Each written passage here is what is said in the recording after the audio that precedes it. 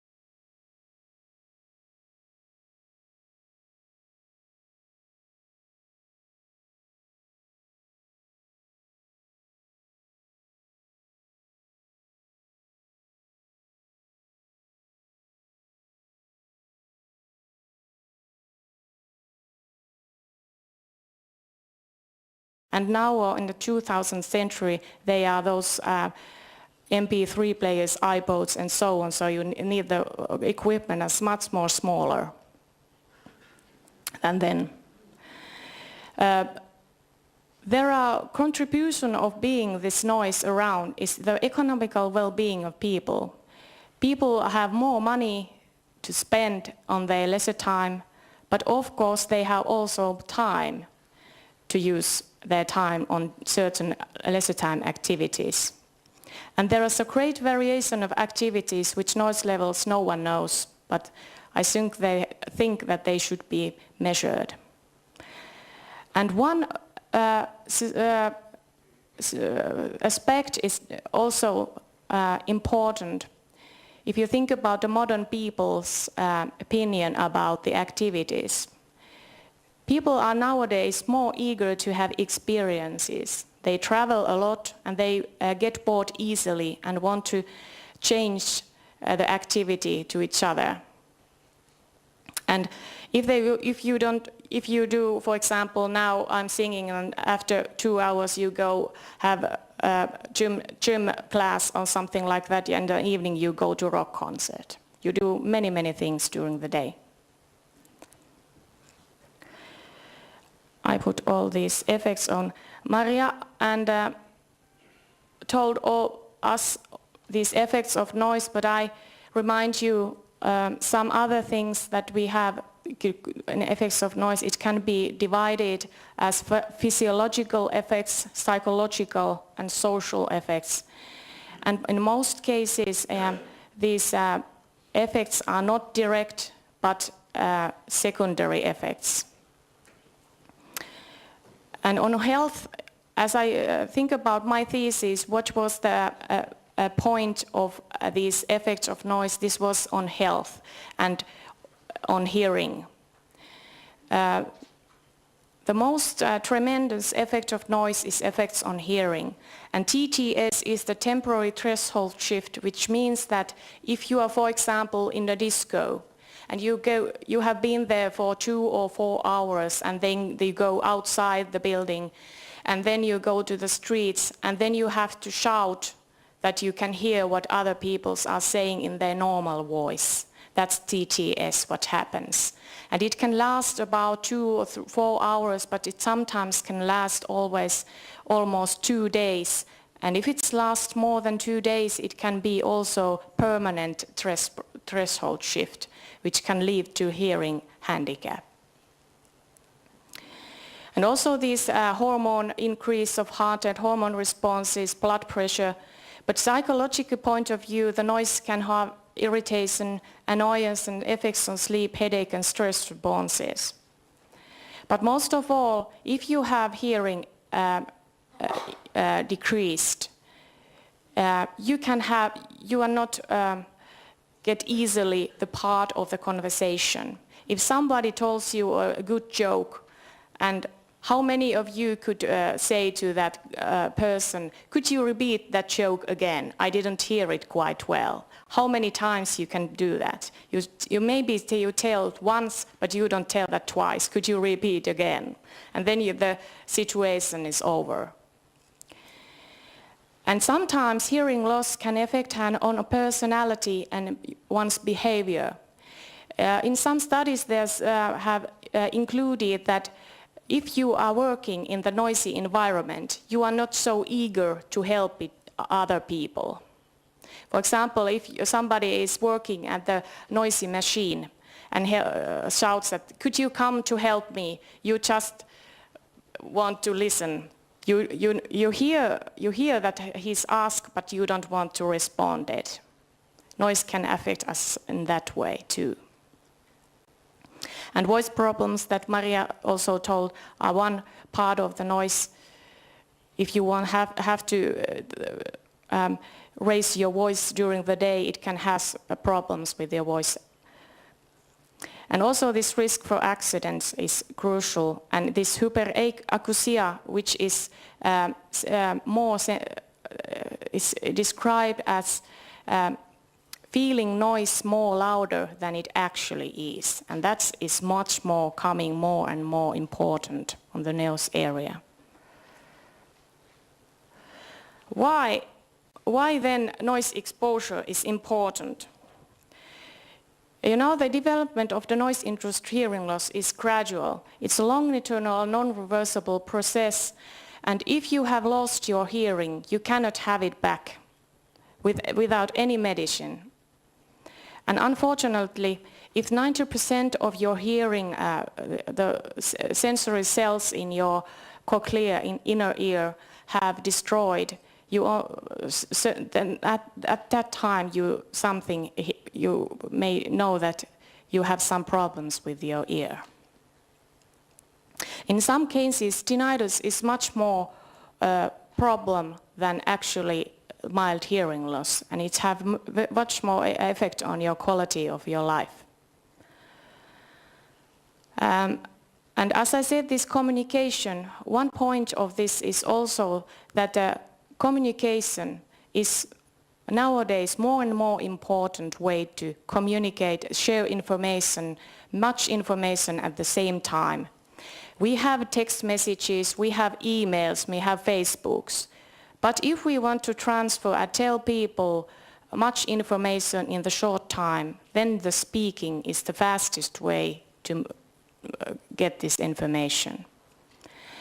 And in the occupational point of view, many jobs have changed to communication work.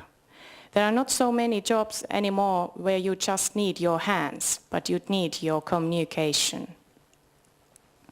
And in that case, good hearing capacity is one point of being capable of doing that work. And it can also lead to your unemployment, for example. If you can't do that work, you cannot be there. Why the lesser time noise exposure is then important? The society has changed a lot, as I said earlier. The children's toys are a lot of different than in the 60s. There were much more wooden toys than now. They are much more complicated and they got much more electronic inside. And hearing protection is one main issue that we should make according to children and young people. And that's our responsible to do that. And as we know, there are several activities and how we handle this package. How we know what is the total combined lesser time noise exposure is people. How we can make the decisions about that. What is really actual noise exposure level of society level. And it's very difficult to control these activities combined, but I have this answer with this thesis to do that. And an occupational hearing losses are in Finland about 1,000 per year. And unfortunately, they have increased during these last 2 years. And there are no separate reason for that. But I could guess it is possibly the 18 Walkman people now having hearing loss at the 2000th century. That's a question that you should think about it. And if we ask people, what is your value of life? No one usually says that it's the money, it's the business, but usually it's the health. And also good health is the important value of life. And unfortunately, some noise sources are very often overestimated, but some also underestimated. And I give you examples on those next slides of the decibel levels. I have lesser time noise description. What is lesser time noise description in my book? I said that it's any high sound level performed during the lesser time activities. And here's the example of sources. As music, home tools, sports, fireworks, etc. But I take this second, where's the decibel levels according to literature. As we can see that the decibel levels vary from 60 to 100 very easily, and there are some sources which exceeds 100 decibel more. And there are some impulse type of noises such as shooting and fireworks, where this you can't use this equivalent level. It's usually measured with peak levels. And literature is collected during these years in my book. And if somebody is interested in this book, I have some pieces with me. Just ask me. Here's an example of the volleyball game in Oulu last April. I was measuring with the noise dosimeter and microphone within my collar. And as you can see, the 2 hours volleyball game lasted, equivalent level, A-weighted equivalent level was 92 decibels, which exceeds the daily 85 decibel level if we calculate it by 8 hours. And the most problem in that game was not the activity itself, but the drum group. There were a boy who was playing drums on the next, on the other side of the audience, and I think if I was very close to him, it would be over 100 decibel levels during this 2-hour match. And here's also remind you that toys can be also noisy, and this is a report from the Finnish consumption company who made this some years ago. And the most worrying thing about this is that really the toy weapons are very close to real weapons noise levels. That should be considered. Here are some questions where my study gives answers. What is the Finnish people total risk for hearing loss related to leisure time noise exposure during their lifetime? And how much time they use on their leisure time? And what are the most effect activities which have on the weekly noise exposure levels? And what are those self-reported auditory symptoms that could be related to the leisure time noise exposure? And also, the very important part of my thesis were the Finnish conscripts who started 2001 at the Pori Brigade. They hearing at the before the military service and after the military service. Unfortunately, other groups didn't have these hearing tests because this method was changed a little bit later. And here's the remind you how this exposure levels was evaluated and calculated. We used the ISO 10999 standard to think about the energy principle, and we refer those noise exposure levels to the 80 and 85 decibel levels, those action levels. The study was made with a questionnaire, and the questionnaire was asked people how many hours you use on those certain activities during the week. And they were asked how loud was the activity on that time. And these scales were transferred to the actual decibel levels according to literature. And also people was asked the hearing symptoms, and the audiograms was made with the conscripts.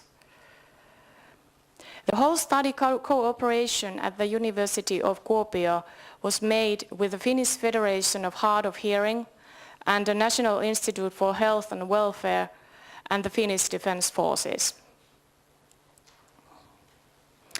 And the first part of the study was considering the teenagers who were 12 to 16 years old, and conscripts a study was made with the 19 to 27-year-olds, and adult study was made with 25 to 55-year-olds. And here are the main results of the study. 1/5 was exposed over 85 decibel levels at their lifetime. This means that the teenagers and young adults used 40 hours per week at their leisure time, and adults use about 25 to 30 hours per week. And there was not one single activity which was the reason for these high levels of noise exposure, but it was gathered with many activities. But there are some activities which were mostly have effect on these weekly noise exposure levels. And they were attending on music bars and discos where high sound level of music was played, and shooting and playing in a band, and home tools and motorsports. And as you saw, the safety level for under 75 decibels was reached for 20% of teenagers and 30% of young adults 19 to 40 years old. Young adults 40 years, I'm almost 40, okay, young adults. About half and over and was safe over 40-year-olds. And here is the same thing in the bar. As you look at those black bars there, you can see that this change is not big and under the 40 years, but then it decreases.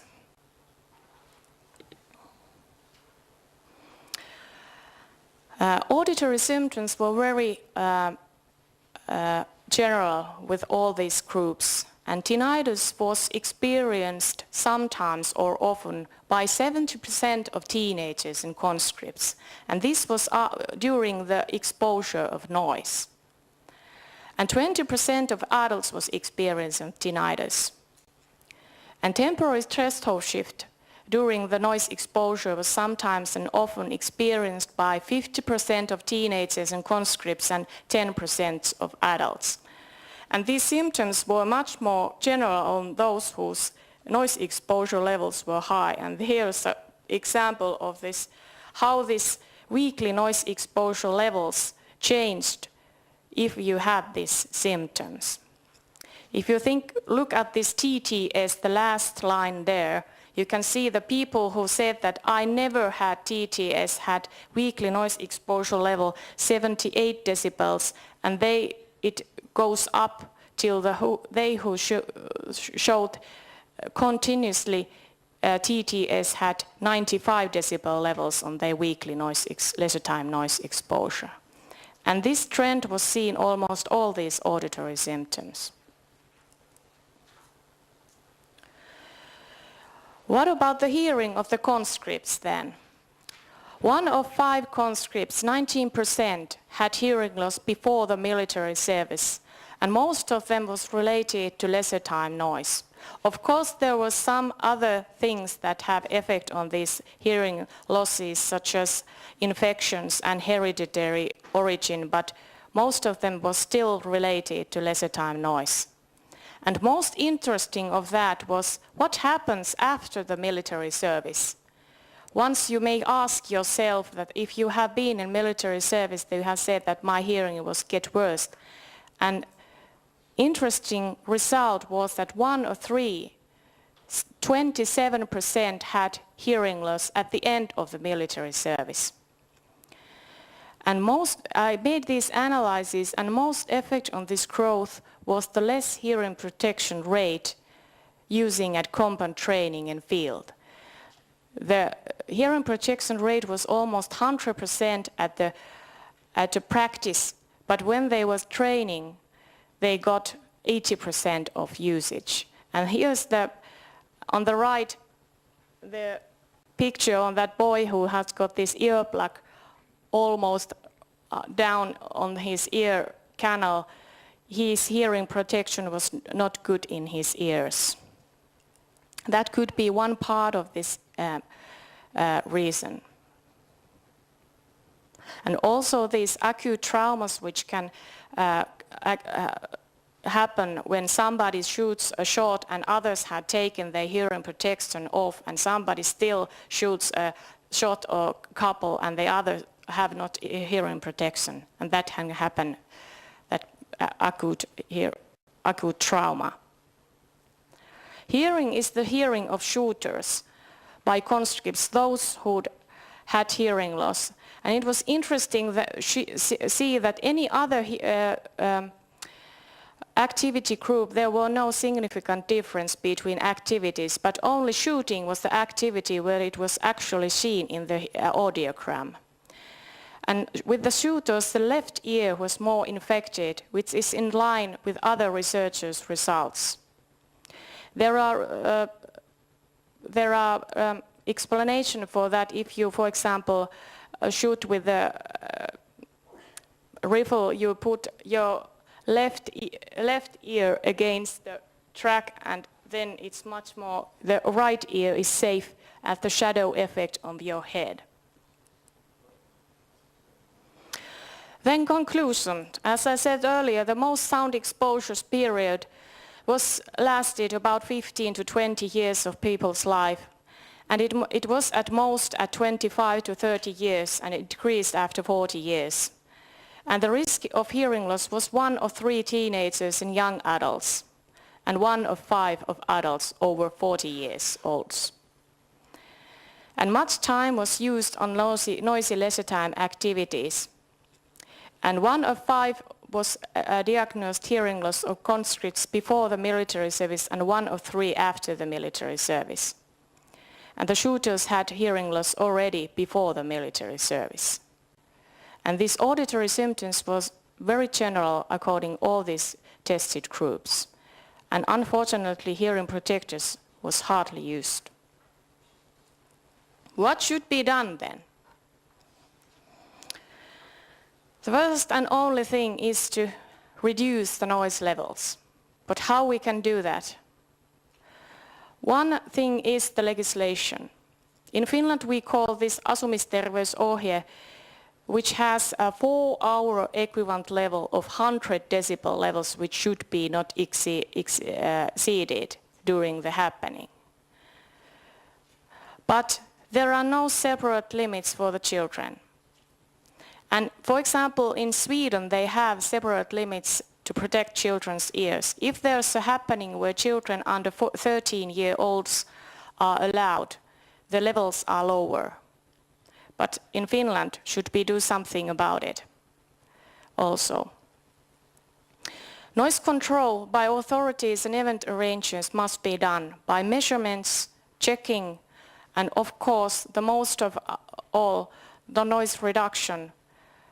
And it can be done by technical opportunities and limiters, and I see that here's a noise tracker in that traffic light. I have used that also in some cases in the kindergarten in Oulu, and I have very good results of using that. Planning and designing are also the main aspects of having this building, so that they are safe and they are entertaining. And acoustical and audio planning and key planning things when we think about these buildings. But of course health examinations by audiograms, hearing symptoms, questionnaires, and really ask people, have you got tinnitus? Have you got TTS if you have this certain type of activities during your leisure time?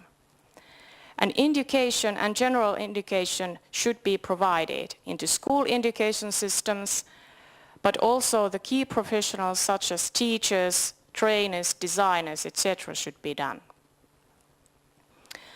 But also the last one is the hearing protectors. If you cannot do anything else about the noise levels, you should use always hearing protectors and carry with them.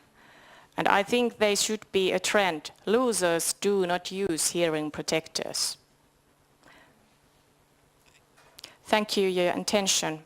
And I say the last sentence of my presentation, which I said at my doctoral thesis. The most important things are said with low volume level. Thank you.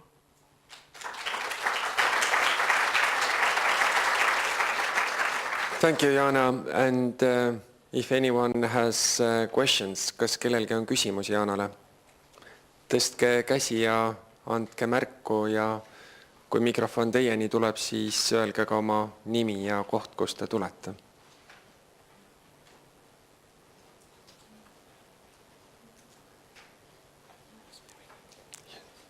Tundub, et küsimusi Jaanale ei ole.